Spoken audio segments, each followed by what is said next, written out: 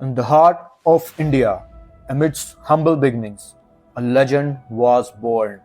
This is the story of Mahendra Singh Dhoni, a name that echoes the annals of cricket history. Life was never easy for Dhoni, from a small town in Jharkhand to captaining the Indian cricket team. His path was paved with challenges and setbacks. His rise was meteoric. The fearless Mahi took the cricketing world by storm with his unconventional techniques and match-winning performances. But it wasn't just his cricketing prowess that made him a hero. It was his calm demeanor under pressure, his ability to turn games around, and most importantly, his belief in the team. Beyond the boundaries of cricket field, Dhoni inspired millions with his humility and generosity.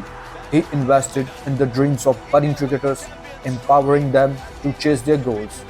As the curtains close on his playing career, MS Dhoni leaves behind a legacy of resilience and sportsmanship, a testament to the fact that dreams do come true for those who dare to chase them.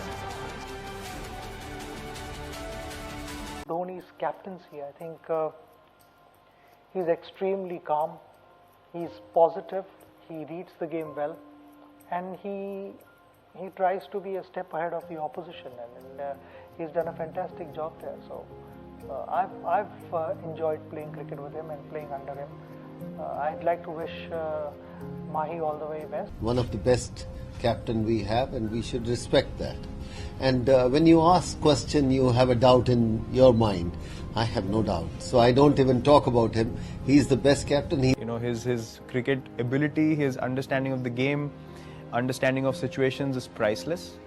Change is that he's remained himself, and anything that resonates with a great leader is the fact that you can learn and draw a lot of good habits to practice. And he's someone who's led by example. He's remained himself. He's remained calm. He's stayed himself. He's never exuded what needs to be exuded and given enough liberty. I think whatever he has done over the years, you can't disrespect him. What he has achieved, so many trophies for the BCCI. At the same time, he's a good human being, good honest man. But one series can't make him bad. He's a good man. He's a good leader. Everyone loves him around the dressing room. So still, I think still a lot of cricket left for him. He has showed a lot of character, discipline, honesty around the players and around the management. So still wait for some time. You're gonna see so much winning for Team India.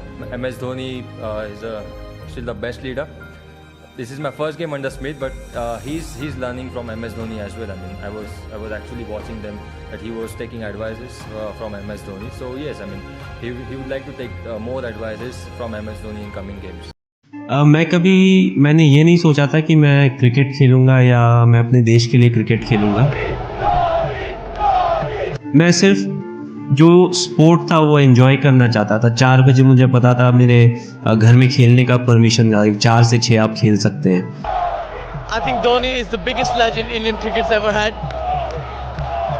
Dhoni, I love you, Dhoni. School हमारा 1:30-1:40 तक ख़त्म हो जाता था, तो हम लोग enjoy करते थे। और उसके बाद जब हमारा गर्मियों की जो छुट्टियां होती थी, तो स्कूल में जो हमारा क्रिकेट का सामान था वो लेके हम 15-20 दिन का कैंप करते थे, आपस में मैचेस खेलते थे। तो सब कुछ धीरे धीरे अच्छा होता चला गया। एक ब्रेक मिला जिससे मैं अंडर 16 और अंडर 19 डिस्ट्रिक्ट खेला। उसके बाद अपने डिस्ट्रिक्ट को मैंने रिप्रेजेंट किया, तो फर्स्ट क्लास क्रिकेट में भी मुझे चांस मिल गया। तो मैं हमेशा बहुत आगे की नहीं सोचता था। मैंने कभी ये नहीं सोचा कि मैं इंडिया के लिए खेलूँगा। मेरे लिए था कि मैं कल कौन सा मैच खेलने वाला हूँ या परसों कौन सा मैच खेलने वाला हूँ, वो मेरे लिए ज़्यादा इंपॉर्टेंस रखता था। और इस तरह की सोच ने मुझे बहुत ज़्यादा हेल्प किया, क्योंकि मैं बहुत ज़्यादा एक्सपेक्टेशन नहीं रखता था। मेरी ऐसी सोच नहीं थी कि यार इस टीम में मुझे सिलेक्ट होना चाहिए। मेरे हाथ में था परफॉर्मेंस करना, अच्छा करना, मैं वो करता था। सिलेक्शन किन्हीं और के हाथ में था, भले वो 5 सिलेक्टर हो या कोई और हो। तो मैं उन सब के बारे में नहीं सोचता था। मैं सोचता था जहाँ के लिए भी मुझे सिलेक्ट किया जाएगा मैं वहाँ जाके खेलूँगा और अच्छा करूँगा। और फिर एक बार जब आप इंडिया रिप्रेजेंट कर रहे होते हैं तो आई थिंक मोटिवेशन की कमी नहीं होती है, कि बहुत कम लोग होते हैं जो अपने देश को रिप्रेजेंट कर रहे होते हैं, चाहे वो किसी भी प्रकार का स्पोर्ट हो, किसी भी प्रकार का प्लेटफॉर्म हो। तो दैट इटसेल्फ हमें इतना मोटिवेट करता है कि हम जब इंडिया के बाहर जाते हैं तो हम कोशिश करते हैं कि हम अच्छा परफॉर्म करें।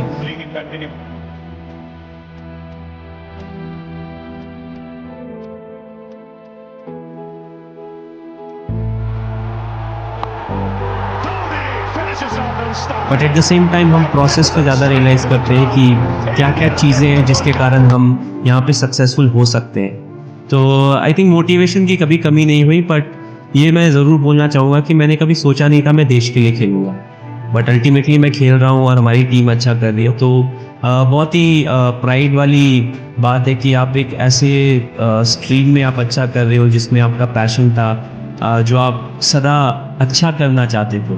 ऑफकोर्स लेवल्स अलग होते हैं, पहले मैं डिस्ट्रिक्ट के लिए खेलता था, फिर मैंने स्टेट के लिए खेला और फाइनली कंट्री के लिए। अगर आप सही ट्रेनिंग करते हैं तो फिर किसी भी तरीके का डर ये तो आपके अंदर रहता नहीं। कल कोई और आएगा जो मेरे से अच्छा खेलेगा, कल काफ़ी दूसरे लोग आएंगे जो आपसे अच्छा देखेंगे, तो